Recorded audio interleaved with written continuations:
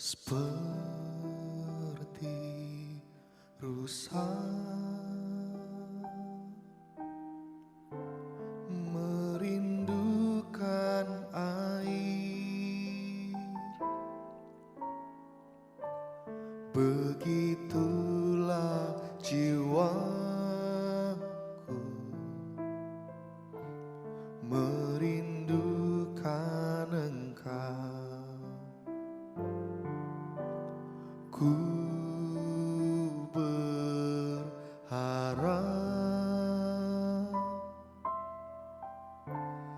hanya kepadamu,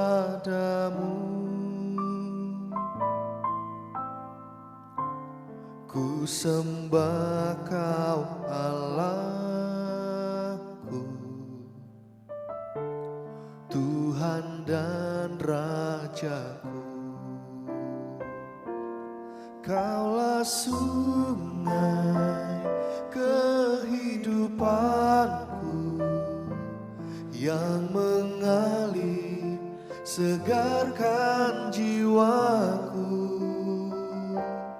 Engkau Yesus pengharapanku, ku sembah Kau dengan segenap hatiku.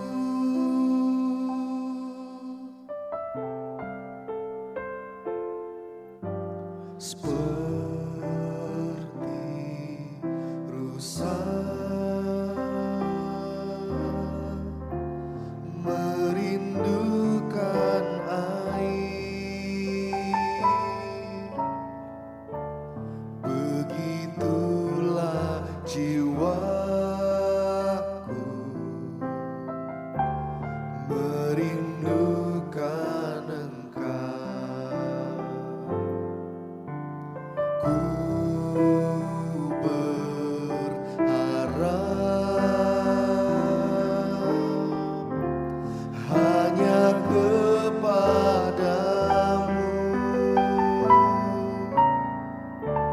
ku sembah Kau Allahku, Tuhan dan Rajaku, Tuhan dan Rajaku. Kaulah sungai kehidupanku yang mengalir segarkan jiwaku. Engkau Yesus pengharapanku, ku sembah Kau dengan segenap hatiku. Kaulah sungai kehidupanku yang mengalir segarkan jiwaku. Engkau Yesus pengharapanku, ku sembah Kau dengan segenap hatiku. Engkaulah sungai kehidupanku yang mengalir segarkan jiwaku. Engkau Yesus pengharapanku, ku sembah Kau dengan segenap hatiku. Ku sembah Kau dengan segenap hatiku. Ku sembah Kau dengan segenap hatiku.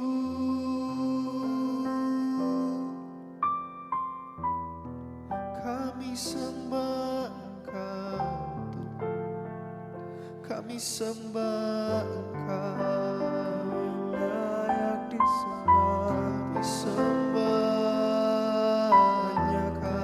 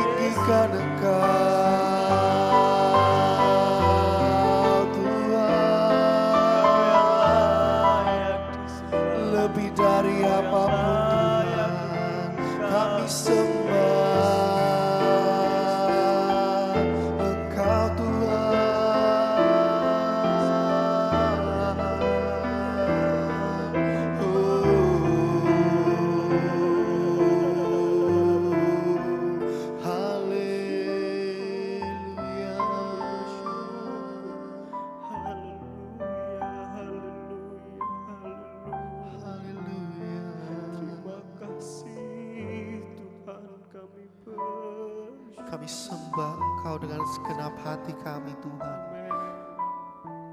Dengan segenap jiwa kami, dengan segenap roh kami. Kami sembah Engkau Tuhan. Karena kami mengasihi Engkau. Karena kami mencintai Engkau Tuhan. Lebih dari apapun.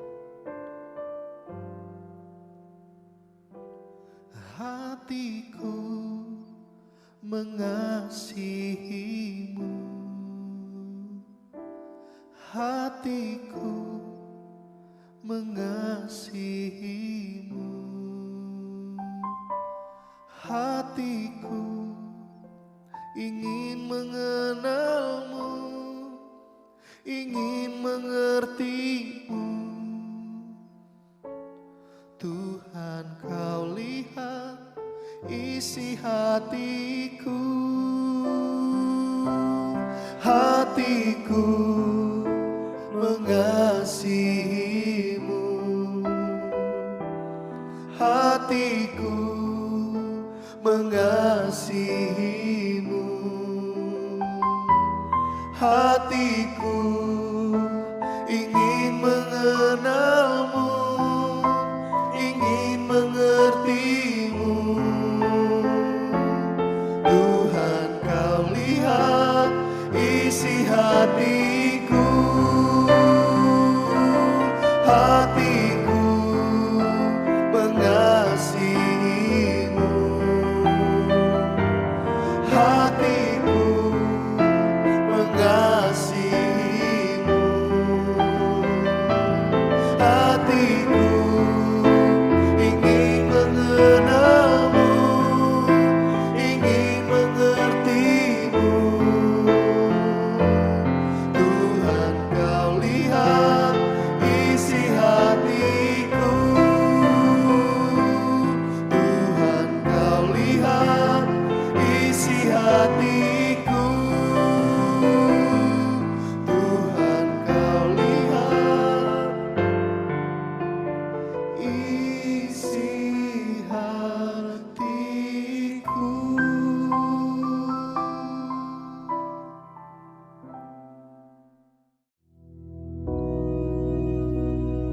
Bapa kami yang di surga, dikuduskanlah namamu, datanglah kerajaanmu, jadilah kehendak-Mu di bumi seperti di surga.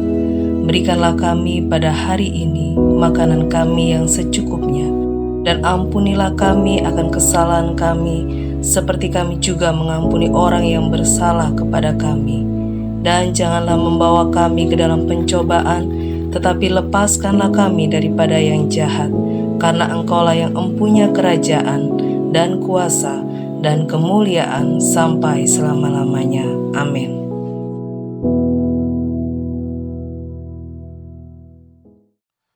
Haleluya, haleluya, puji nama Tuhan, saudara sekalian. Nah, pagi hari ini kita akan melihat bagaimana dahsyatnya Allah kita. Bagaimana Tuhan yang saudara dan saya kenal di dalam nama Yesus, itu adalah Allah yang ajaib. Dia Allah yang perkasa. Dia adalah Adonai Tsebaoth, Allah bala tentara, Tuhan semesta alam, the Lord of hosts, dan kekuasaannya itu melebihi segalanya. Nah, saudara sekalian, mari saat ini kita akan melihat sebuah contoh pergumulan di dalam Alkitab. Kita tahu bahwa manusia itu mempunyai pergumulan dalam hidupnya, permasalahan yang dihadapi, dan sebagainya.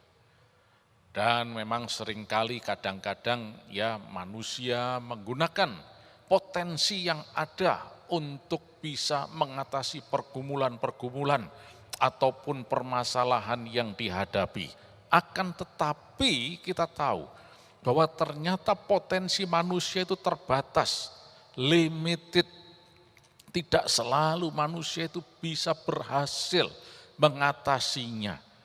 Kalau mungkin itu permasalahan-permasalahan ya kecil, mungkin manusia bisa untuk mengatasinya. Misalnya contohnya ketika hendak menjahit dan kemudian harus memasukkan benang ke lubangnya jarum tersebut.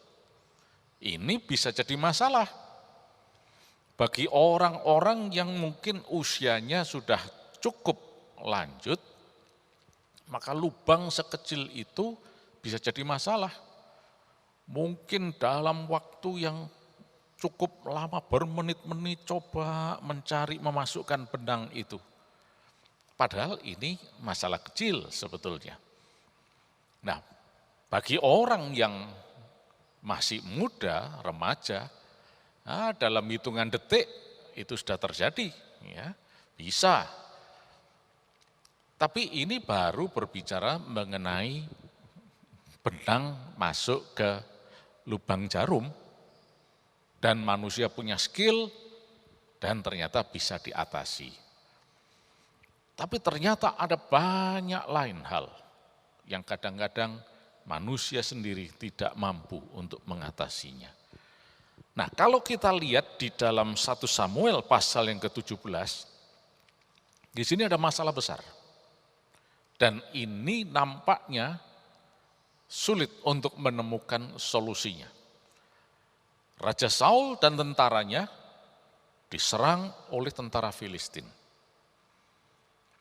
Dan di antara tentara Filistin ada seorang pahlawan yang perkasa, namanya Goliat.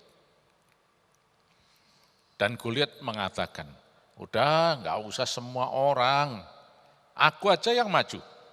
Wah, itu pun dari barisan tentara Israel, termasuk Saul juga, tidak ada yang berani menghadapi Goliat. Nah, dari hari ke hari, tentara Filistin semakin mendekat. Untungnya itu adalah suatu konteks atau peristiwa peperangan pada zaman lampau. Yaitu proses peperangannya itu tidak seperti zaman modern. Ya, mereka maju ya sedikit demi sedikit ya. Jadi bagi tentara Israel masih ada kesempatan untuk berpikir gimana cara mengatasinya ini. Mereka tentunya tidak bisa melarikan diri karena memang rumah di sana. Mereka tinggal di situ. Dan tinggal tunggu waktu saja sebetulnya. Di mana tentara Filistin nanti akan mengalahkan mereka dan menguasai semua yang ada, bahkan milik mereka. Nah, saudara sekalian, ini masalah besar. Saul dan tentaranya tidak bisa menemukan gimana caranya ini untuk bisa mengatasi serangan seperti ini. Untungnya pada saat itu, dalam kisah ini diceritakan muncul seorang yang bernama Daud. Dan dia sebetulnya tidak masuk hitungan. Dan dia tidak sebanding sama sekali. Jangankan dengan Goliat, Daud dengan kakaknya yang adalah juga tentara di pasukan Saul, itu pun juga tidak sebanding. Karena Daud ini hanyalah penggembala domba, menggembalakan domba ayahnya. Tetapi kita lihat ternyata kisah ini kemudian menjadi terkenal luar biasa. Karena Daud ini berhasil mengalahkan Filistin dengan menaklukkan si Goliat. Nah, bagaimana mungkin hal ini bisa terjadi? Nah, saudara sekalian, mungkin seringkali banyak orang tidak memahami atau kadang-kadang tidak terpikirkan oleh mereka bahwa ternyata ada satu pribadi, dia adalah ahli dalam membereskan masalah, ahli dalam membereskan pergumulan. Namanya adalah Tuhan Yesus Kristus. Dia adalah Allah pencipta langit dan bumi. Tuhan di atas segala Tuhan. Dan kita kenal di dalam nama Yesus Kristus.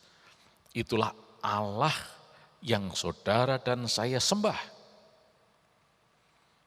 Nah, kita lihat dulu. Apa sebetulnya yang terjadi dengan Daud ini? Nah, kalau kita baca mulai ayat yang langsung ke 42 saja, diceritakan bagaimana Daud sudah berhadapan dengan si Goliat ini. Dan Goliat sempat mencemooh Daud dan menghina dan mengatakan, apa ini? Anak kemarin sore seperti ini yang ditampilkan untuk berhadapan dengan aku dan seterusnya ya. Tapi yang akan kita baca di sini adalah ayat 45. Mari kita lihat. 1 Samuel pasal 17 ayat 45. Tetapi Daud berkata kepada orang Filistin itu, engkau mendatangi aku dengan pedang dan tombak dan lembing. Tetapi aku mendatangi engkau dengan nama Tuhan semesta alam, Allah segala barisan Israel, yang kau tantang itu. Ayat 46, hari ini juga Tuhan akan menyerahkan engkau ke dalam tanganku, dan aku akan mengalahkan engkau dan memenggal kepalamu dari tubuhmu. Hari ini juga aku akan memberikan mayatmu dan mayat tentara orang Filistin kepada burung-burung di udara dan kepada binatang-binatang liar, supaya seluruh bumi tahu bahwa Israel mempunyai Allah. Ayat 47, dan supaya segenap jemaah ini tahu bahwa Tuhan menyelamatkan bukan dengan pedang dan bukan dengan lembing. Sebab di tangan Tuhanlah pertempuran, dan Ia pun menyerahkan kamu ke dalam tangan kami. Nah, sampai di sini dulu pembacaan kita. Ini merupakan kunci keberhasilan Daud. Coba kita kembali melihat ayat yang ke-45 tadi. Ternyata solusi yang terjadi itu adalah Tuhan. Hanya karena Tuhan, maka pergumulan bisa diatasi. Masalah diberesi. Hanya karena Tuhan. Untuk itu coba kita periksa. Dalam ayat 45 tadi, Daud mengatakan begini, aku mendatangi engkau dengan nama Tuhan. Nah, di sini Daud menyebutkan Tuhan. Pertama, bahkan lebih lanjut Tuhan semesta alam atau Adonai Tsebaoth di dalam bahasa Ibrania. Terus kemudian disebutkan lagi Allah segala barisan Israel 2 kali. Kemudian masuk ayat 46, Daud mengatakan hari ini juga Tuhan akan menyerahkan engkau ke dalam tanganku dan seterusnya. Ya, 3. Dan kemudian di bagian akhir dikatakan bahwa Israel mempunyai Allah. 4. Untuk berhadapan dengan Goliat ini ternyata solusinya hanya di dalam Tuhan. Sampai sini kita sudah melihat paling tidak 4 kali Daud menyebutkan Tuhan, Allah. Ayat 47, lanjut. Dikatakan dan supaya segenap jemaah ini tahu bahwa Tuhan menyelamatkan. Nah, 5. Ya. Terus, bukan dengan pedang dan bukan dengan lembing, sebab di tangan Tuhanlah. Nah, lagi 6. Tuhan di sini. Nah, jadi kita lihat di sini bahwa ternyata pergumulan yang dialami oleh orang Israel itu ternyata solusinya hanya pada Tuhan. Daud ini hanya hambanya saja, instrumennya Tuhan. Andai kata tidak ada Tuhan, tidak ada Daud. Maaf, andai kata tidak ada Daud, yang penting ada Tuhan, masalah pasti akan dibereskan. Tapi dalam kisah ini kita lihat bagaimana Tuhan berkenan memakai Daud untuk menjadi alat kemuliaannya. Karena Daud tahu bahwa dia ini cuma hambanya. Daud sungguh-sungguh percaya kepada Tuhan dan dia tahu bahwa solusi yang dihadapinya itu hanya bisa diselesaikan oleh Tuhan saja. Saudara sekalian, kalau kita lihat konteks ceritanya, ini adalah cerita mengenai pertempuran. Nah, di medan pertempuran maka menang atau kalah itu adalah urusan atau relevansinya itu dengan tentara atau pasukan. Bukan dan tidak akan terjadi peperangan ini ternyata dilakukan oleh misalnya rombongan pedagang. Wah, ini tidak relevan, tidak ada hubungannya. Pedagang bergumul dengan masalah dagangannya. Tapi kalau urusan perang ini ya tentara. Dan Israel bukan tidak punya tentara. Rajanya yang bernama Saul pada saat itu juga sebetulnya adalah pahlawan. Kalau kita baca pasal-pasal sebelumnya, dicatat bagaimana Saul itu juga pahlawan yang perkasa.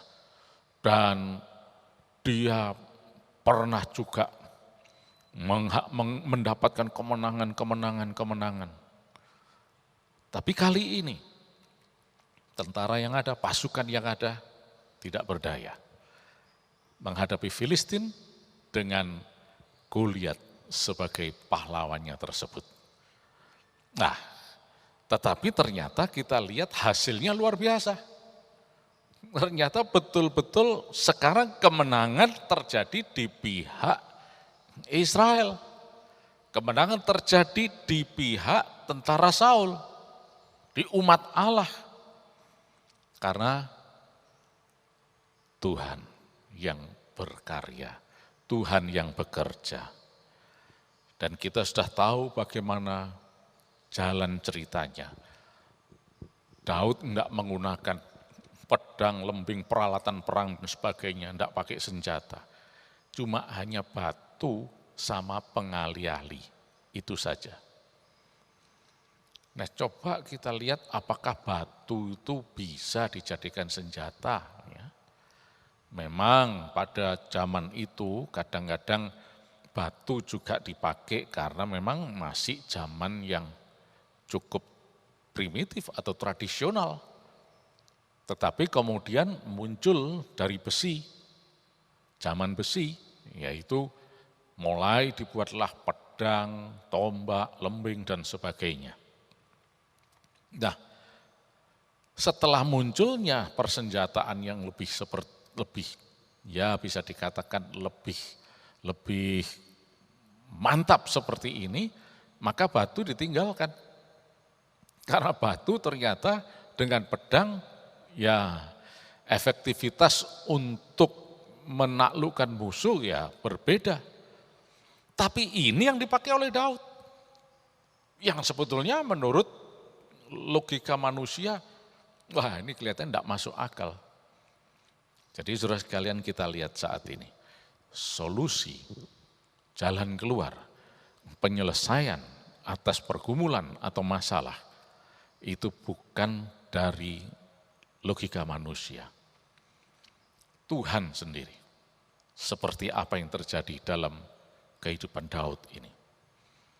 Ketika dia bersama Tuhan, Goliat dikalahkan. Kita sudah hitung tadi, paling tidak 6 kali Daud menyebut Tuhan, Allah, Tuhan, Tuhan, Tuhan, dan seterusnya. Nah oleh karena itu mari saudara sekalian saat ini, kita sebagai manusia mungkin menghadapi banyak pergumulan. Tetapi satu-satunya solusi, satu-satunya penyelesaian, kemenangan hanya di dalam Tuhan saja. Dalam keadaan apapun juga, mari kita belajar seperti Daud ini tadi. Mempersilahkan Tuhan yang berkarya. Tuhan yang di depan, Tuhan yang diutamakan. Ketika kita pelajari ucapan Daud ini, tidak ada kata menampilkan dirinya sendiri, tapi dia menampilkan Tuhan. Tuhan yang akan memberikan kemenangan. Tuhan yang akan menyerahkan. Tuhan yang akan membuat engkau kalah, dan seterusnya. Nah, begitu juga saudara sekalian, mari saat ini kita betul-betul menyadari bahwa hanya Tuhan, dan Dia namanya Yesus Kristus. Hanya Yesus penyelamat, hanya Yesus penolong kita. Udah, percaya sepenuhnya, berpegang teguh kepada Yesus, maka lihat, jalan keluar akan terjadi. Kemenangan pasti terjadi, karena nama Tuhan Yesus Kristus. Puji nama Tuhan saudara sekalian, mari kita berdoa. Terima kasih Tuhan. Kami bersyukur memiliki Allah seperti Engkau. Dan saat ini sekalipun kami menghadapi banyak perkara Tuhan, pergumulan, masalah dan sebagainya, tapi kami mempunyai Tuhan yang berkuasa. Yesus Juru Selamat yang tidak pernah meninggalkan dan mengecewakan. Silakan Tuhan Kau berkarya dalam hidup kami. Silakan Engkau memberikan jalan keluar dalam hidup kami Tuhan. Sebagaimana Daud memperoleh kemenangan atas situasi yang sangat-sangat mengerikan saat itu. Yaitu di mana Goliat dan tentara Filistin sedang menyerbu mereka. Tapi karena nama Tuhan, maka kemenangan terjadi di pihak umat Allah. Terima kasih Tuhan. Begitu juga kami semua yang mendengarkan firman Tuhan ini. Kami percaya kepada Engkau Yesus. Dan Engkau satu-satunya yang sanggup menolong kami Tuhan. Dalam pergumulan permasalahan kami. Terima kasih Tuhan. Kami bersyukur di dalam Engkau saja. Dan sepanjang hari ini Tuhan, di dalam nama Tuhan Yesus Kristus, Tuhan memberkati setiap orang yang mendengarkan renungan ini. Tuhan membuat berhasil, memberikan kesehatan, dan kuasa darah Yesus akan melindungi, menjauhkan dari segala gangguan bahaya apapun, termasuk perlindungan terhadap gangguan virus, bahkan virus corona sekalipun. Kami semuanya sehat. Di dalam nama Tuhan Yesus Kristus, kita semua yang percaya diberkati, mari katakan sama-sama, amin. Tuhan memberkati.